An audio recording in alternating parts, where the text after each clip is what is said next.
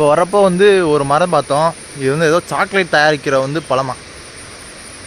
இது தான் சாக்லேட் சாப்பிடுதான்.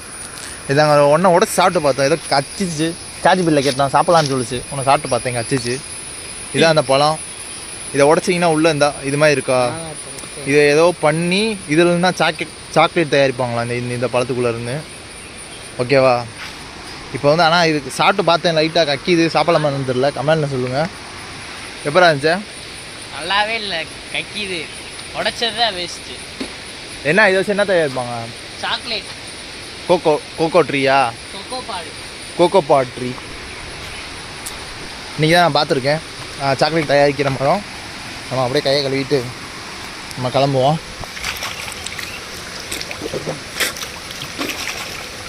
நல்லா தண்ணி டேஸ்ட்டாக இருக்குது.